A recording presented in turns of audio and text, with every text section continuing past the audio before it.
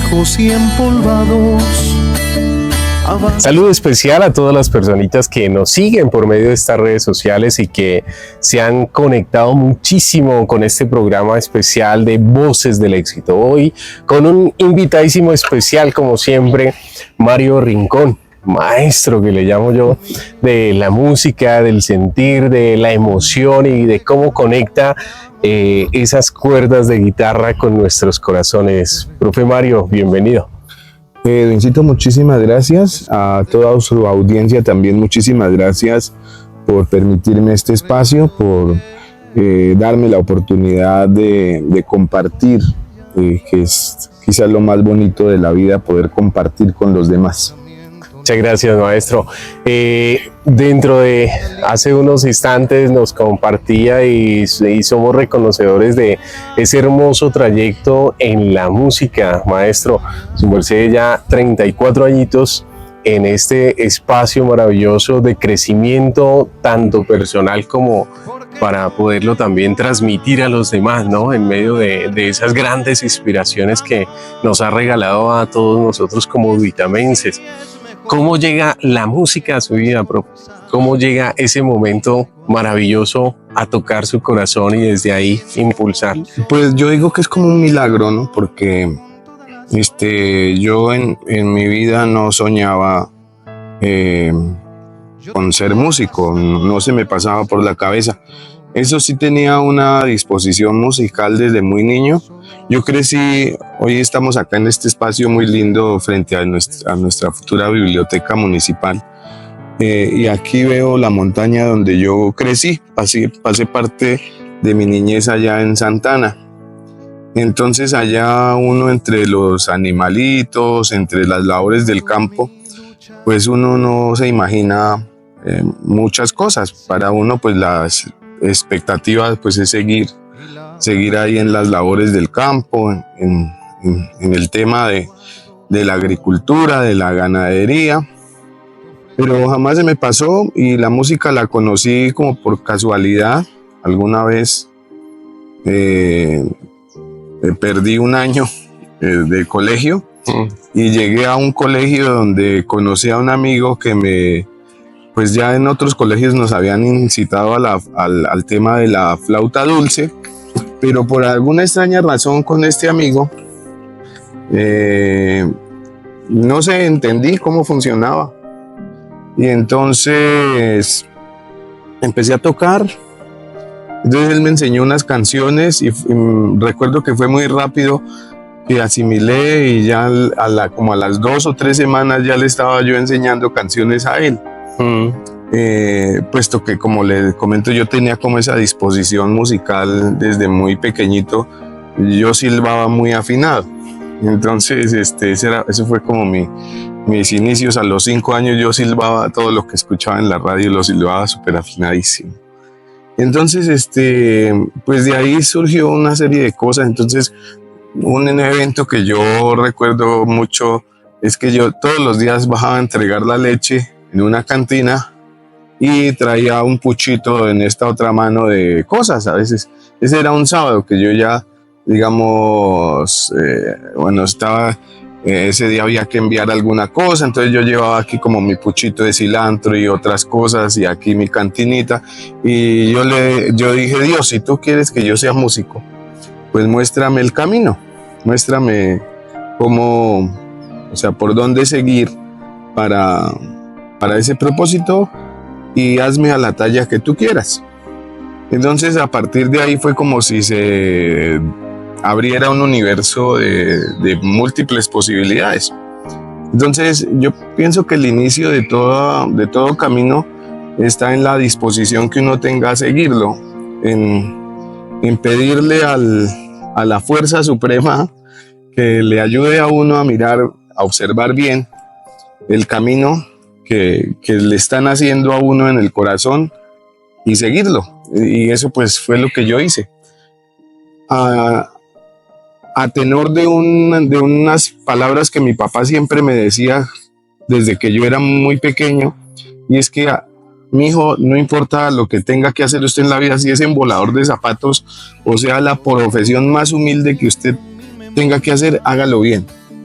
hágalo muy bien, que todo el mundo diga es uno de los mejores emboladores de zapatos, es uno de los mejores polichadores de lo que sea, ¿sí?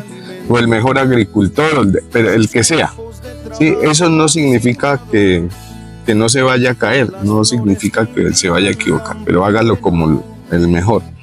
Entonces yo pienso que he aplicado esos dos elementos, los consejos de mi padre, que pues a él no le gustó mucho cuando yo de verdad en serio me dediqué a la música. Él pues al principio me lo veía como algo particular, que mientras yo iba a recoger las novillas, entonces me iba con mi flautica tocando para arriba y de para abajo, y don Pedro, que era un señor, don Pedro era un señor, Vivas era un señor que tenía la finca al frente de la de nosotros, o sea, estamos en esta loma nosotros y en la otra él.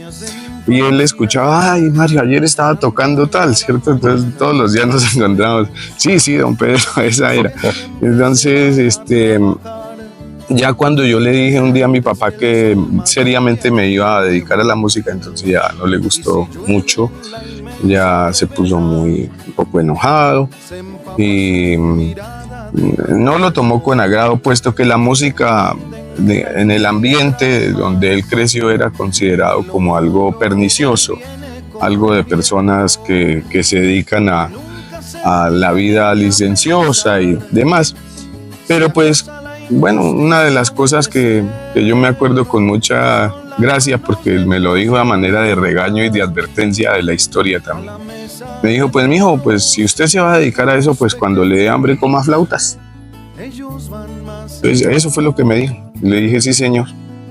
Y pues con la flauta pues me di mi carrera, pues conseguí las cosas, luego de ahí salté a la guitarra, luego empecé a componer canciones a partir de una tarea que me dejó mi profe Nancy Vargas allá en el colegio Boyacá, que era como el cuarto colegio por el que yo pasaba, porque yo recorrí muchos colegios, porque yo siempre he sido de metabolismo lento para aprender.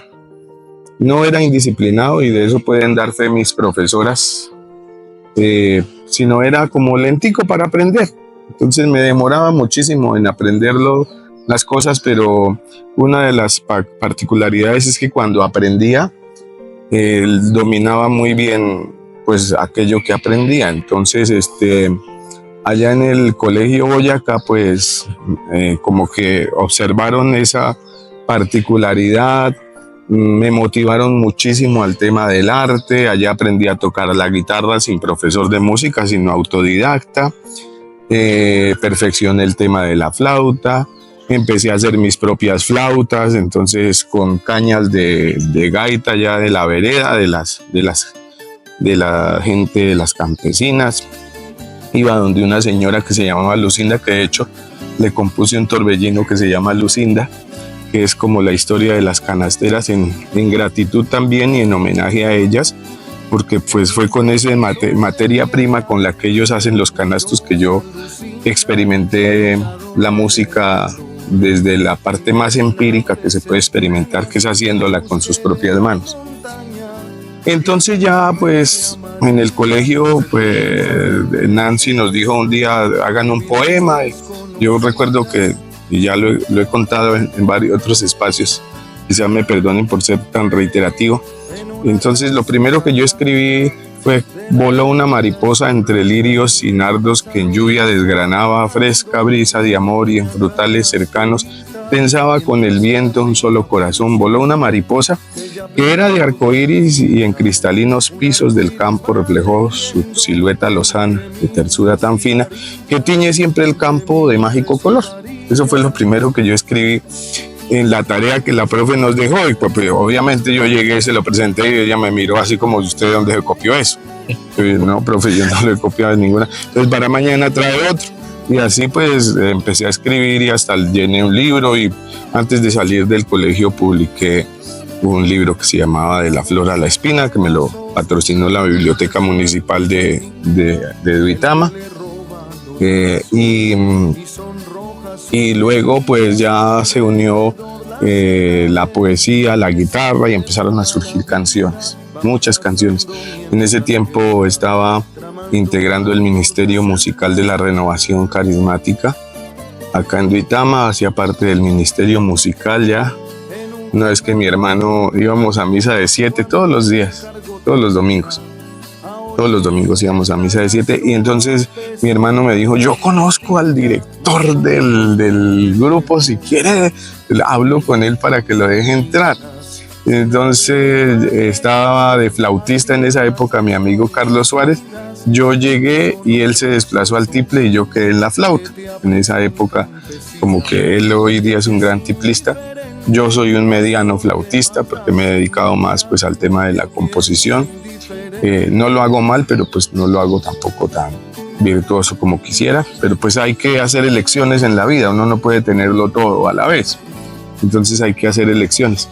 Y pues a partir de ahí empecé a escribir de todo.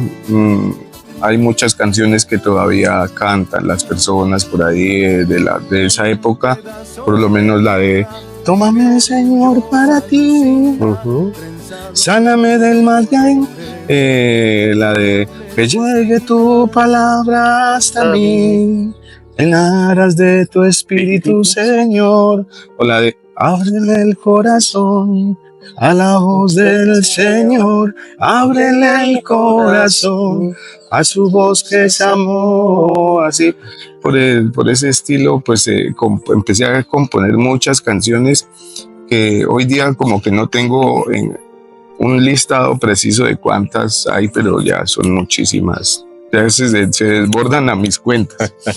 Sí, claro, hay muchas que no me las sé. Y pues esa ha sido como mi trayectoria. Luego decidí enviar a festivales, a concursos. La primera vez que lo hice a uno de los festivales más importantes, me dijeron que como la primera vez que envié poesía al Festival Internacional de Poesía, y me dijeron, no, es que lo que usted escribe no sirve para nada, no es carente de cualquier. Y yo revisé y dije, bueno, sí, tienen razón, voy a replantearme. Y entonces empecé de nuevo. Uno tiene la posibilidad de tomar una crítica de dos maneras, de una manera lesiva y autodestructiva, o de una manera propositiva para uno mismo. O sea, cuando uno lo mira desde su ego, desde me acaban de decir que no sirvo para nada, o sea, que lo que yo hago no sirve para nada, y eso pues en un primer momento es indiscutible que hiere el ego, o sea, te rasguña por dentro. Pero tú puedes decidir si te quedas con ese rasguño, con esa mala sensación, o tomas eso y lo vuelves algo bello, ¿sí? O sea, lo vuelves un poema de verdad. Y eso fue lo que hice. Entonces con la música me pasó lo mismo. La primera vez que envié a un concurso me dijeron, no, tiene fallas aquí, acá y allá. Y entonces usted otra vez su ego se hiere y usted dice, no, pero ¿cómo así? Y usted dice, pero tienen razón. Sí, tienen razón, tengo que mejorar eso.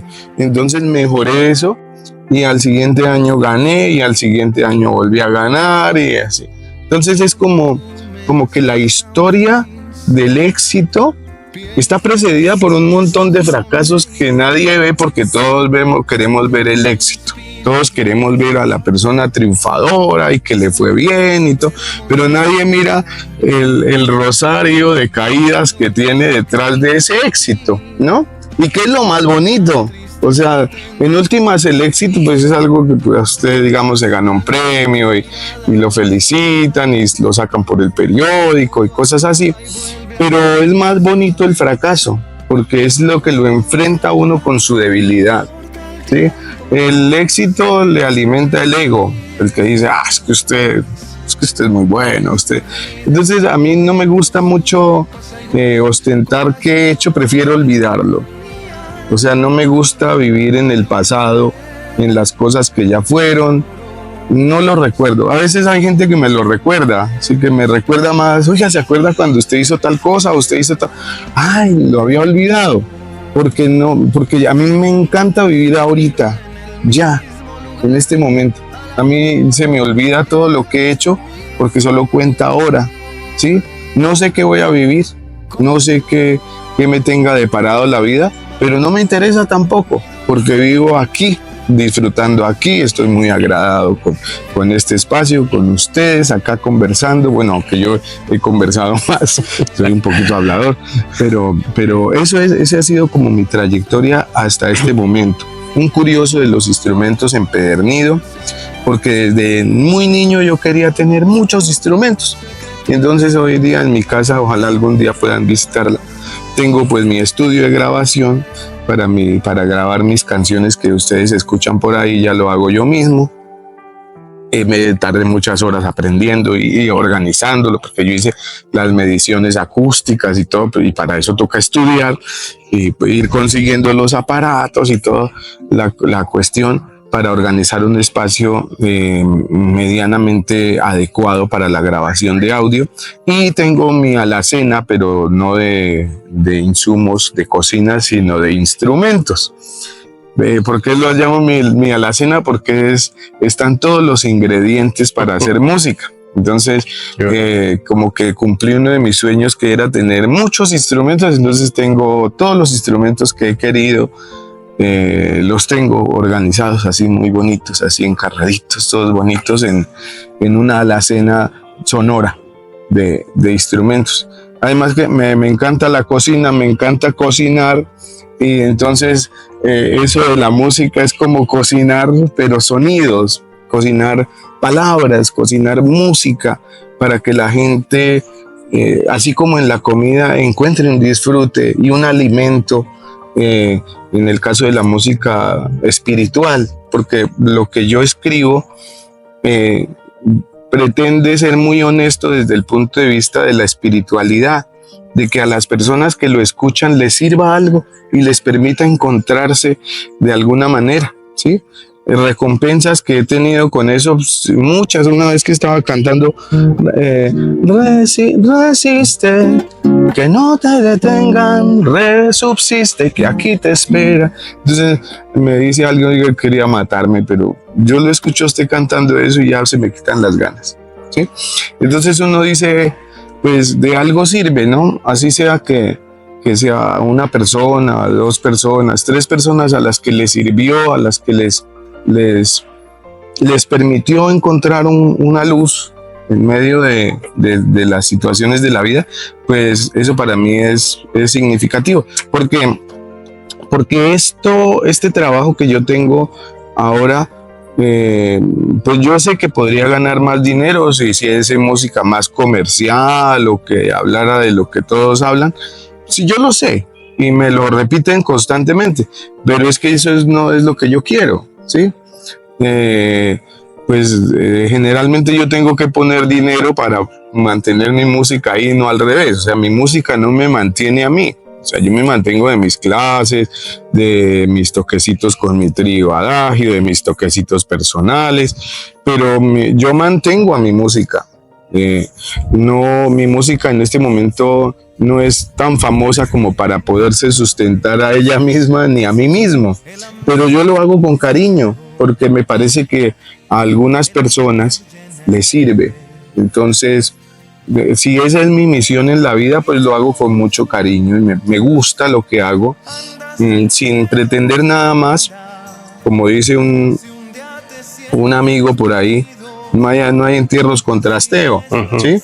No me van a echar allá el día que me muera todos los instrumentos, ni todos los trofeos, ni nada de eso. Pues yo pienso que estos días compuse una canción que habla de esto. Voy a procurar grabarla. De hecho, mi hijo me dijo que tenía que grabarla urgentemente, ¿sí? Que es una canción que habla de la vida y la muerte, de aprender a valorar lo que tenemos aquí, lo que estamos haciendo ahora, porque es lo único que cuenta. Usted no sabe qué va a tener mañana, o si alguna mala decisión le haga perder todo lo que usted tiene, usted no lo sabe, ¿sí?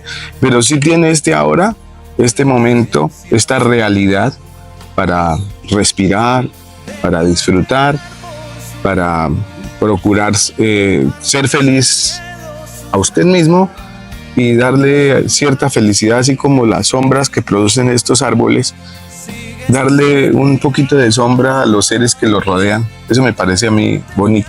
Muy espectacular. Ha dicho de tantas cosas. puntuales, algo que el proyecto de 40 quiere resaltar, y es que el éxito no se consigue así nomás, sino que es una lucha de esfuerzos, de caídas, de superaciones, de momentos difíciles en la vida en los cuales pues nos corresponde cada día ser más fuertes y seguirle sonriendo a la vida, ¿no? Sí, sonreírle a la vida. Yo escribí una canción que habla de eso, dice,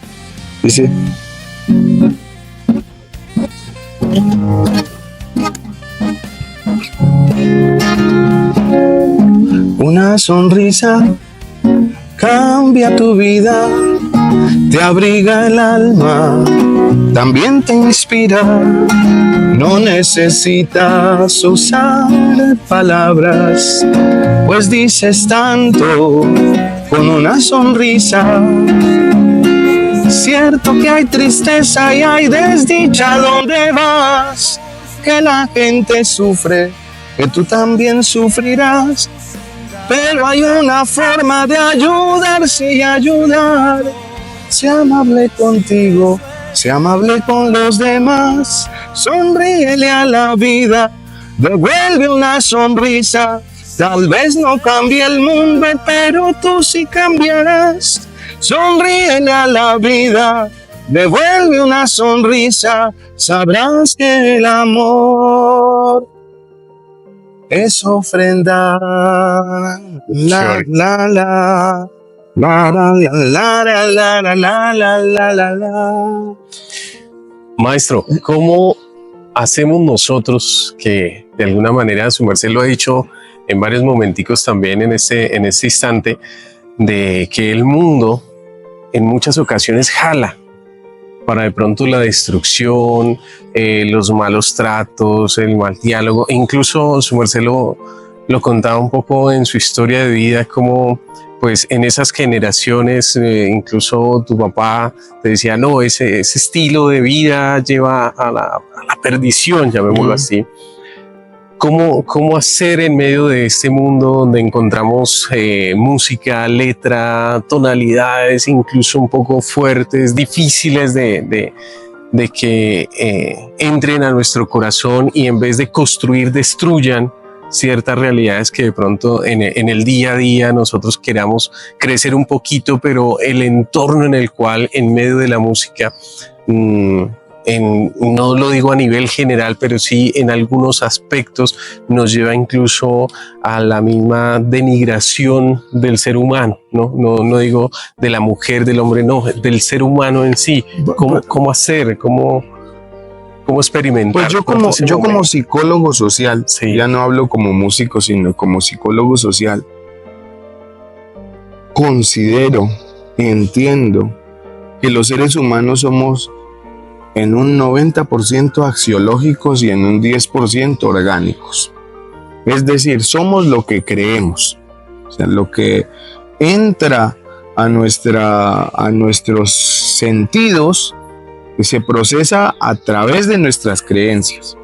Entonces, si yo creo que esa mujer es mi posesión, que es que ella es mía y que ella es una cosa que no tiene criterio, que no tiene voluntad, sino que es mía, como yo tengo mi carro, como tengo mi celular, entonces le estoy atribuyendo un valor deshumanizante a esa persona. Y por eso me veo y considero que yo puedo disponer de la vida de ella, ¿sí? Porque es lo que yo creo.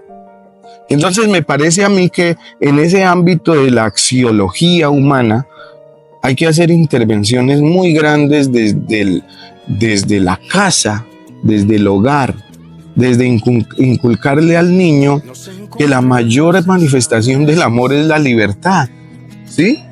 Que tú puedes amar a otra persona de manera libre, ¿sí? Que no se entiende que si tú dices que amaste tanto a una persona, ¿cómo puedes desear matarla? ¿Cómo puedes desearle el daño?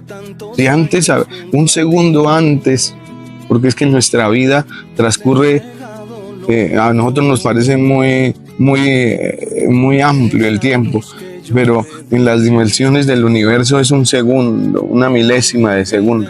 Entonces, ¿Cómo alguien puede, después de amar a alguien, en el siguiente segundo de esa brevedad que es la vida, decir que ya le odia, que ya le quiere matar, que no quiere que exista más?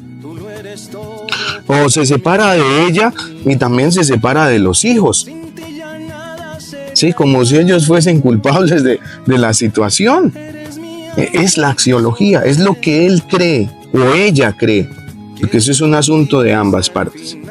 Entonces ese es el principal problema de la sociedad, que nuestras creencias, y eso que vamos a misa, o vamos al culto, o vamos al rito, o vamos a lo que sea, no se nos mete en la cabezota, ¿sí?, que la mayor manifestación del amor es la libertad, deja al otro ser, ¿sí? Y esa manifestación de la libertad radica en una palabra monumental que es el respeto al otro, pero que parte del respeto a sí mismo, ¿sí? Entonces, si yo me respeto, me amo, ¿sí? Entonces, cuando las personas se aman hay una contradicción que yo siempre he visto. Yo en este momento no tengo pareja, ¿sí?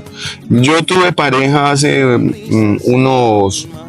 más o menos unos 15 años, ¿sí? Y pues vivimos bien, tuvimos nuestros problemas, nuestras diferencias, y entonces optamos pues por seguir caminos diferentes, pero siempre hemos sido amigos. O sea, eso nunca ha cambiado. Siempre hemos sido y nos contamos, y cuando yo necesito preguntarle algo a ella, le pregunto. Cuando yo estoy enfermo, ella me cuida. Cuando ella está enferma, yo la cuido. Y nuestro hijo pues nunca se separó de nosotros, ¿sí? O sea, nunca sintió la separación, porque es que no es necesario, porque cuando esa realidad está marcada por el ego, porque es que usted me traicionó y usted, no, pero espéreme, es que usted cuánto se quería, ¿sí? Porque es que la contradicción del amor banal, ¿sí?, es que usted ama a alguien en una posición de compraventa. Es decir, yo la amo a usted para que usted me ame a mí, ¿sí? O sea, es una compraventa, un trueque, ¿sí? Un intercambio digamos, de sentimientos que debe ser equiparable, como si eso tuviera algún tipo de medida, pero no la tiene. O sea, porque el amor como tal es una ofrenda, y en una ofrenda uno no espera recibir nada, usted solamente ofrece, ¿sí? Que las cosas no se dieron, bueno, igual te quedas con mi ofrenda, porque no te puedo desamar, no te puedo quitar no se puede. Ya ofrendaste, déjalo así, y fue lindo, porque si tú te enamoraste de ella o de él algún día, fue porque algo lindo viste. Ahora, que después quieras ver todo lo feo, eso ya es cosa tuya, ¿sí? Eso ya son invenciones de tu cabeza, porque en últimas esa es la misma persona, no ha cambiado. Lo que pasa es que como no respondió a las expectativas de tu vida, entonces ya es mala, ya es lo peor del mundo. Y eso sucede no solo en el ámbito de las relaciones afectivas, sino en el ámbito de las relaciones comerciales, humanas, en todo nivel.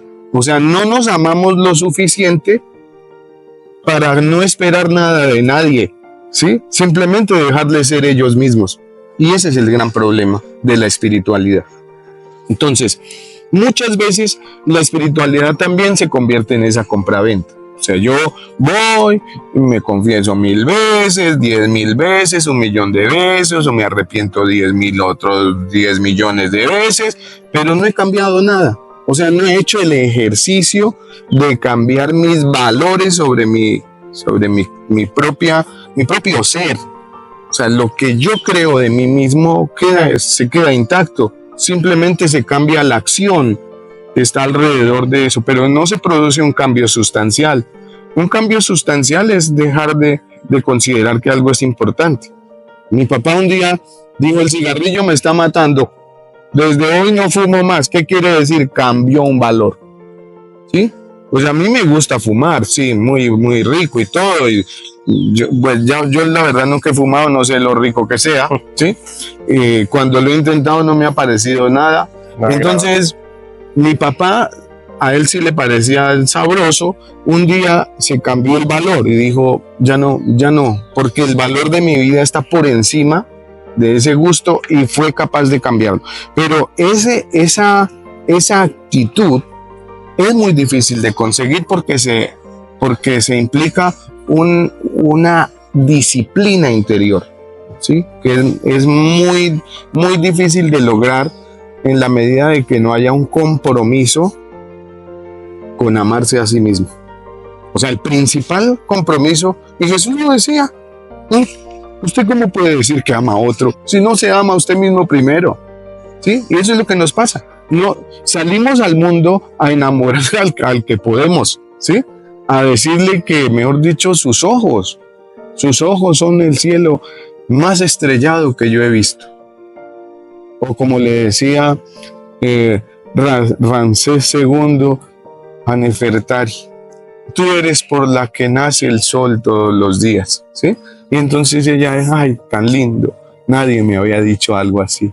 Y entonces se enamora y todo, pero se le olvidó que un detalle importante, que no se había enamorado de sí mismo primero. Y entonces salió a dar de su miseria, a repartir de su miseria, ¿sí?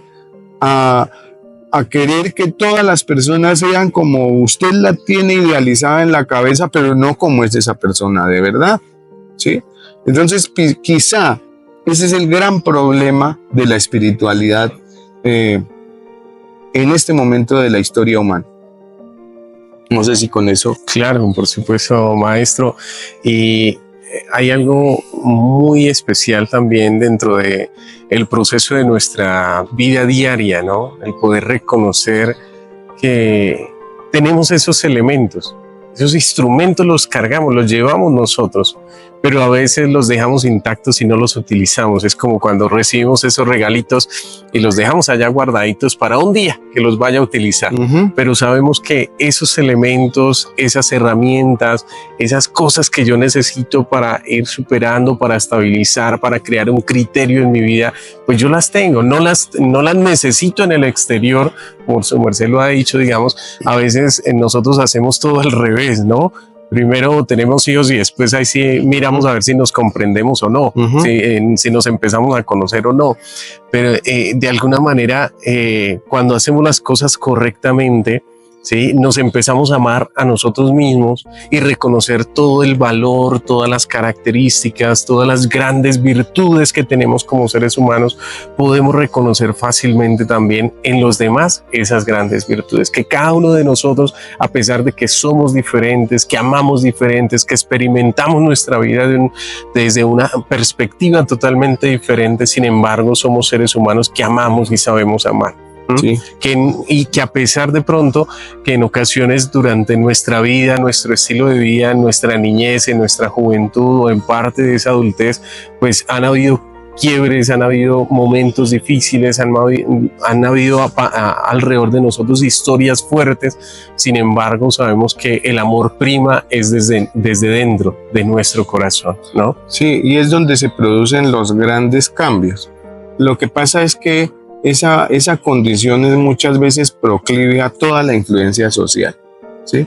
Entonces, nosotros estamos constantemente bombardeados del entorno social donde habitamos, ¿sí? Y surge algo que es muy nocivo para el amor propio, que es el compararse con los demás, ¿sí? Entonces entramos a decir, pero es que mire la señora de allá al frente, ella sí pudo, mire los hijos, qué hermoso, ver que usted no entraba a la casa de ella, o sea, usted no conoce cómo es la realidad de ella. Pero entonces nosotros generamos como una serie de patrones a los que queremos parecernos, que eso es natural del desarrollo humano, pero lo llevamos a un extremo que ya no vivimos nuestra vida, sino queremos vivir la de otro, ¿sí? Entonces, en ese sentido, todos los elementos de la influencia social que están presentes en la vida cotidiana del ser humano, al ser mal advertidos, al ser mal internalizados por la persona, entonces se vuelven no algo positivo. Porque una influencia social también es un buen catalizador del amor propio, ¿sí?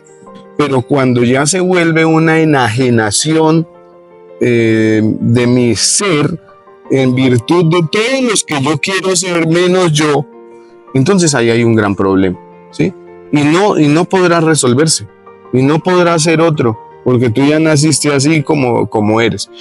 Y como Edwin dice, uno tiene ya todos los elementos cargados allá en el software. O sea, uno tiene la vocecita aquí que le va diciendo, oiga, no haga eso. Sí, y la otra que le dice, pero hágale, que no sé qué. Y esa compensación de criterios interiores, usted debe creerle, porque tiene la razón siempre. Por eso Jesús decía, cuando usted quiera orar, métase en el silencio de su habitación y escúchese, ¿sí? Escúchese. Que usted tiene algunos guías espirituales, sí, pero es que ellos no le van a decir lo que usted tiene que concluir por sí mismo a través de ese diálogo con los demás y sobre todo con usted mismo. Sí. La gente le tiene miedo a la soledad, Edwin. O sea, la gente considera la soledad como algo nocivo. Y ese equilibrio entre soledad y socialización es fundamental. Hoy la gente le huye a la soledad. Por eso llega un viernes y todos se van al bar o a la discoteca donde hay harta gente, porque es que yo no puedo estar solo. ¿Sí? ¿Por qué no puedo estar solo? Porque es que empiezo a hablarme, ¿sí? Y es que es complicado escucharme, ¿sí? Entonces, ese es el gran problema, que nosotros no le estamos dando una pequeña oportunidad al ser interior que nos habita, a estar con él, a estar con nosotros mismos, a crecer con nosotros mismos, sino que estamos pendientes de toda la turbulencia y el ruido que está alrededor de nosotros. Y nos gusta, ¿cierto? Por eso el otro día que yo voy a atender por allá un niño hermoso, por allá en algún lugar de La Mancha, aquí de Vitama, iba un señor en la carretera con su carro y con su alto volumen así en el carro por toda la vía, y yo decía, pues, pobre señor, o sea, se va a quedar sordo, ¿cierto? Y eso nos pasa en el mundo espiritual. Nos quedamos sordos de tanto ruido que hay alrededor. Yo, de las cosas que más disfruto, Edwin, es de mi soledad. Me fascina. Me fascina escucharme, me fascina estar conmigo mismo. Y quizá por eso, y esto no es porque yo sea creído, a las personas que están hablando, compartiendo conmigo, dicen que se sienten bien, ¿sí? No lo digo yo, sino lo dicen ellos o ellas. Y cuando hablan conmigo se sienten muy bien. Y es porque yo valoro mucho mi soledad, porque en mi soledad he aprendido a conocerme, porque en mi soledad pienso, reflexiono, le doy vuelta a ideas, escribo canciones, escribo reflexiones, pienso en teorías, hablo con mi Dios. ¿Sí? Y entonces, ¿por qué digo que hablo con mi Dios? Porque mi Dios habita acá, ¿sí? Acá, adentro. Y es el que me da fuerza y me da amor para hacer lo que hago, ¿sí? A partir de ese silencio que es necesario. Imagínense una música que sonara todo el tiempo sin silencios. Pues eso sería terrible, ¿sí? Sería muy fastidioso. Siempre la música necesita del silencio, las palabras necesitan de las pausas. Y nosotros no tenemos pausas. Nosotros vivimos vidas agitadas. Vivimos solo para trabajar. Y recuerdo a Manfred Max-Neef cuando decías que el ser humano estaba basado axiológicamente en 4 pilares fundamentales: el ser, hacer, el tener y el estar. Y yo me imaginaba eso como un carro de 4 ruedas, donde el hacer es una ruedota así de grande, el tener otra más grande, pero el ser es una ruedita chiquitica y el estar otra más chiquitica, ¿sí? Entonces, imagínense que esas ruedas van cruzadas. ¿Cómo va el carro de nuestra vida? Así dando tumbos y todo descachalandrado, porque no hemos equilibrado esos 4 elementos. el ser, el hacer, el tener y el estar. Entonces uno se la pasa haciendo y agitado y tal, y luego se monta en unas vacaciones por allá de una semana ya y llega más cansado. Entonces es una sin razón lo que muchas veces vivimos y no le damos una oportunidad de estar con nosotros mismos, al silencio interior, a comer espiritualmente cosas nutritivas, a escuchar música nutritiva, ¿sí? Que diga cosas lindas, ¿sí? Usted está desenamorado, entonces va y escucha, es que sin ti tú no serás nada. ¿Sí? Después de mí nadie te va a amar mejor que yo, ¿sí? Uno dice, pues, con esa nutrición espiritual, pues estamos mal. Entonces, a mí también me tocó el desamor, pero yo escuchaba cosas como de un gran autor que es uno de mis referentes, que además él me graduó de cantautor y eso me hace sentir a mí muy feliz. Que escribía, disfruté tanto cada parte y gocé tanto cada todo, que me duele algo menos cuando partes, porque aquí te me quedas de algún modo. Si uno fuera a llorar cuanto perdiera, no alcanzaran las lágrimas a tanto. Nuestras horas de amor casi divinas es mejor recordarlas con un canto, ¿sí? Y eso se parece mucho a la doctrina espiritual de Jesús de Nazaret, ¿sí? Es que a eso se refería él. ¿Alguien le hizo doler a usted? No responda con dolor. O sea, tome ese dolor y vuélvalo algo bello, ¿sí? Vuélvalo algo bonito, propositivo para usted. No lo tome para seguirse haciendo daño, ¿sí? Porque es que la gente fracasó y entonces es que usted fracasa en todo, usted eso. No, fracasé. Simplemente que es que la vida está llena de fracasos. Y los fracasos hacen el éxito, ¿sí? Algún día encontrarás a alguien o te encontrará alguien, pues que eso no es como un supermercado, o sea, no entras a un supermercado, necesito a una persona así con estas características, gracias. No.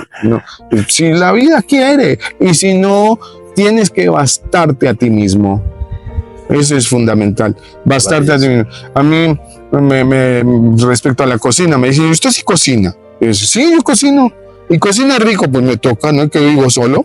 Entonces, si no cocino rico para mí, voy a comer mal toda la vida, todos los días. Entonces tengo que cocinar rico. Sí, ¿y quién dice que cocina rico? Pues mi hijo. Mi hijo dice que cocina rico. La mamá de mi hijo dice que cocino rico. Entonces, los amigos que han ido, cocina rico. La señora que me ayuda dice. Entonces, eso es, ¿sí ves? Eso es encontrarse a uno mismo.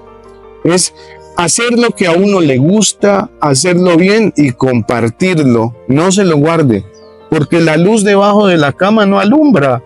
Sí, por eso Jesús decía, ¿no? Póngala allá donde alumbre. Porque es que, ¿para qué mete sus virtudes allá debajo de la cama? ¿Para quién?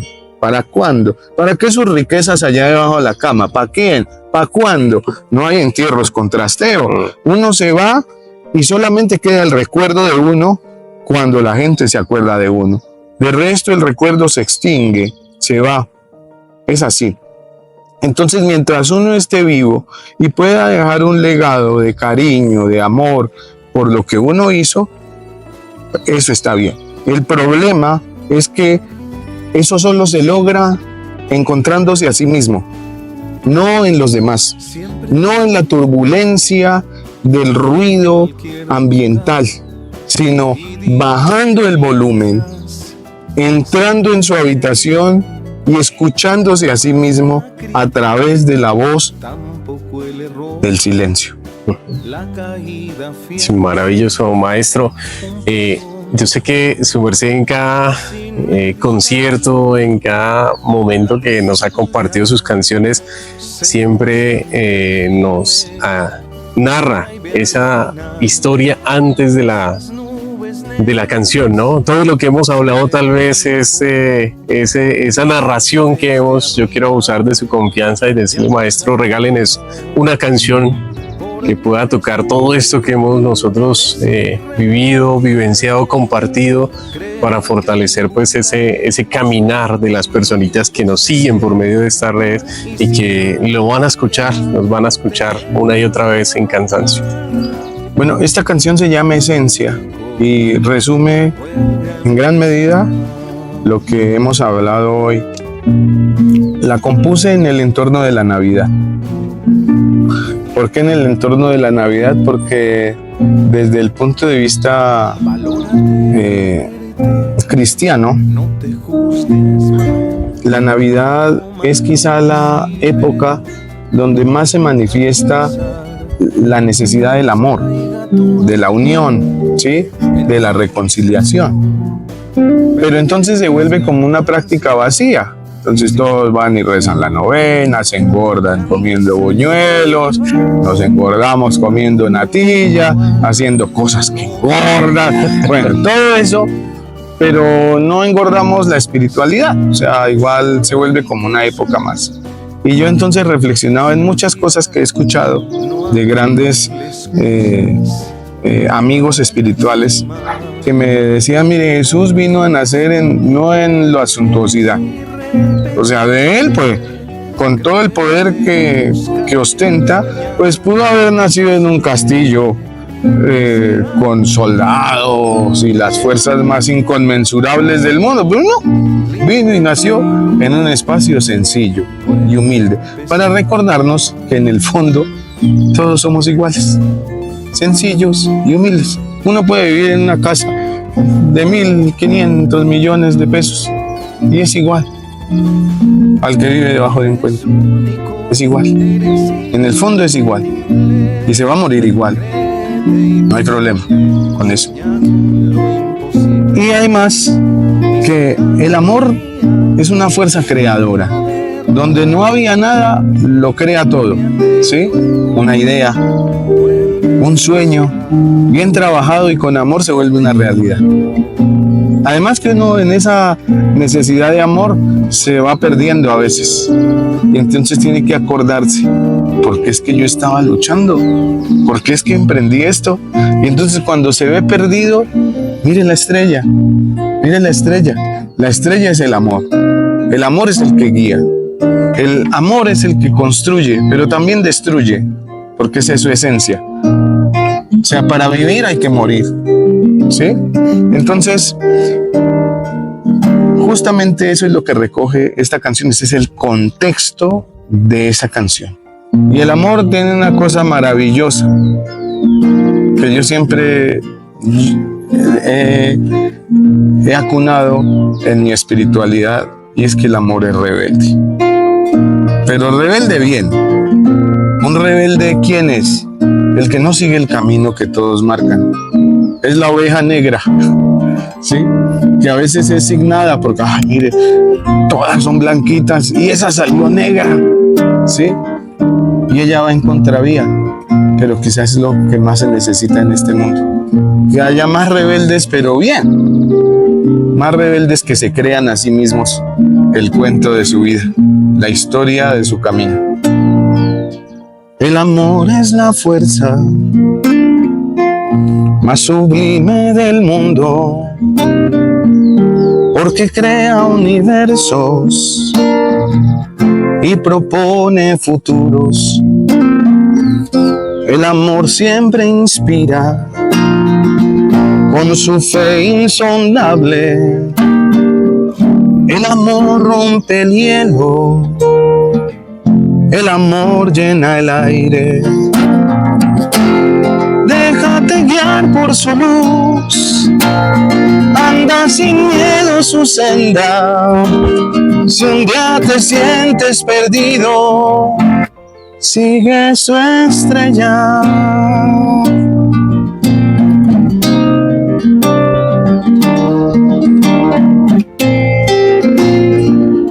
El amor nace humilde de imprecisos milagros, de las cosas pequeñas. Es maestro artesano. El amor gira y vuelve, descubriéndose solo, y en esencia es rebelde, cual la esencia de todo. Déjate guiar por su luz, anda sin miedo su senda. Si un día te sientes perdido, sigue su estrella. El amor no se rinde, pues su don es la vida. Él se empeña y sin duda, él concluye y reinicia. Déjate guiar por su luz, anda sin miedo su senda. Si un día te sientes perdido, sigue su estrella.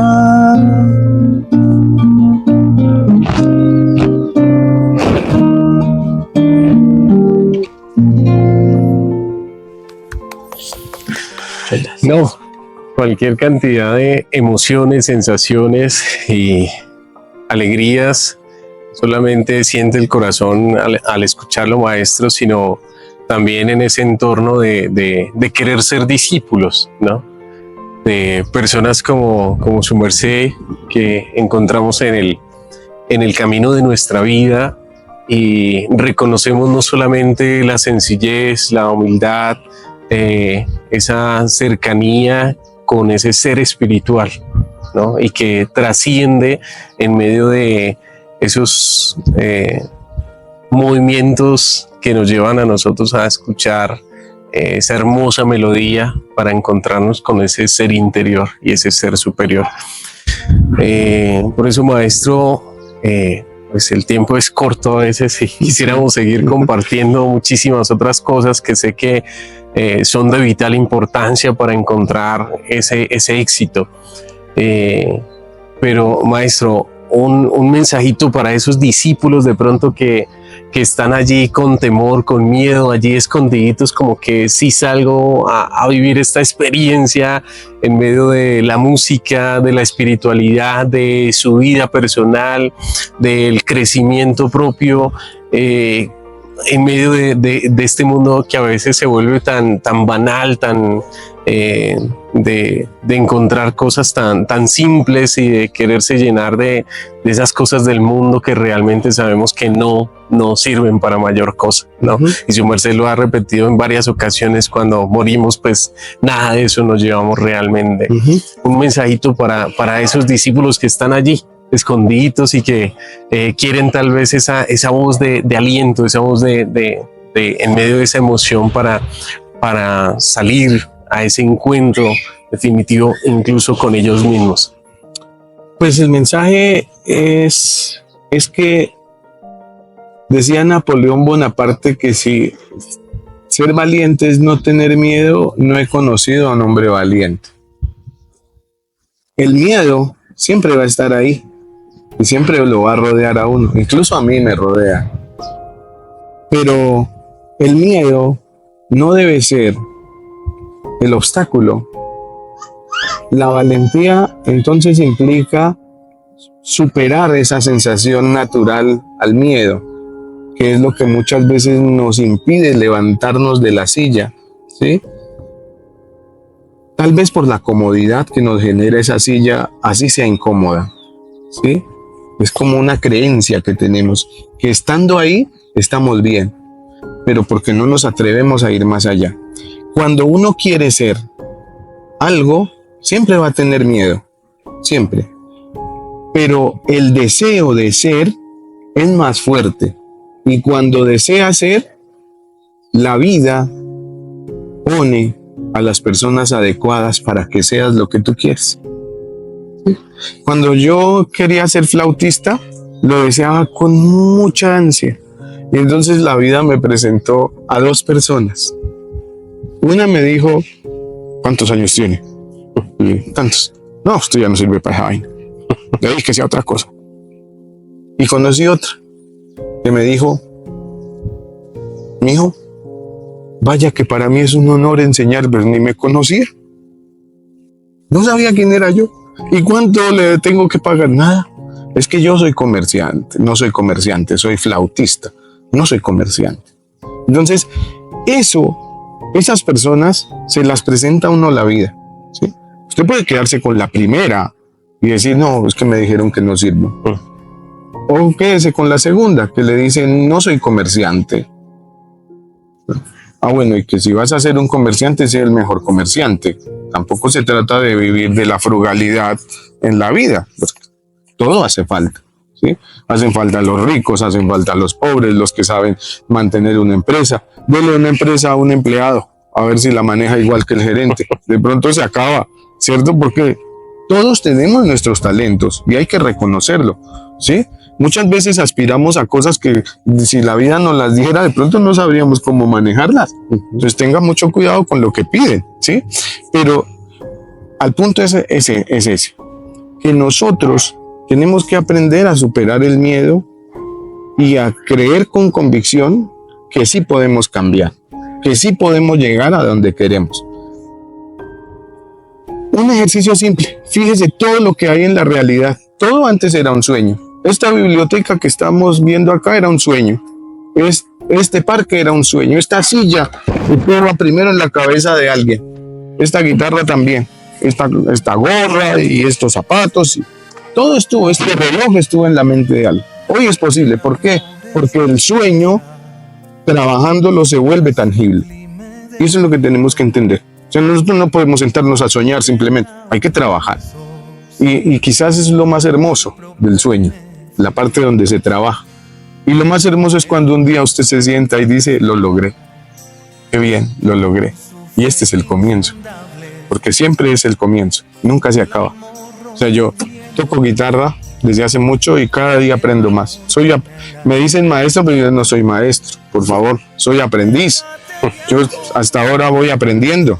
Nadie es maestro. El único maestro es el maestro de la vida. La vida misma es una maestra, porque es capaz de hacer y deshacer. Eso nosotros no lo podemos hacer todavía. No lo podemos realizar tangiblemente. Hacer y deshacer así en esas dimensiones tan grandiosas no lo podemos hacer. Entonces, no tengamos miedo al miedo. No tengamos miedo al miedo. Y caminemos con la convicción del amor que llevamos por dentro. Con la convicción de que tenemos que aprender a amarnos en el silencio de nuestro ser.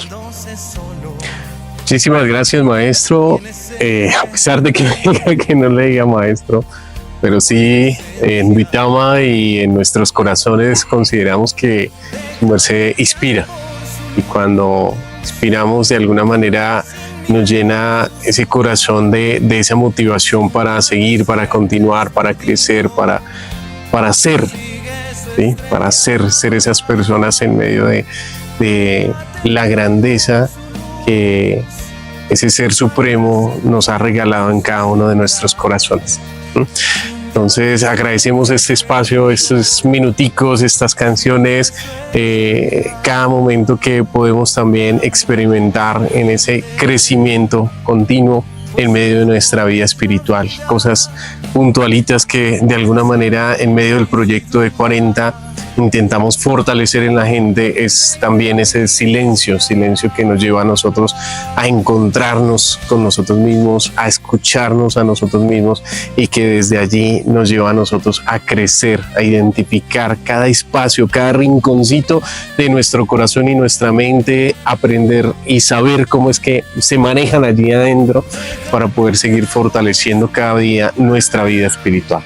Agradecemos a todos ustedes que nos siguen por medio de estas redes sociales y que nos seguimos alimentando y fortaleciendo nuestra vida espiritual. Gracias, maestro Mario. Edwin, a ti muchísimas gracias, a tu hermoso equipo de trabajo, a todas las personas a las que llegue este programa, que ojalá les sirva muchísimo, que les ayude a encontrarse, que ese es como el fundamento y la razón de ser de todas estas labores, encontrarse a uno mismo, lo más bello, verse.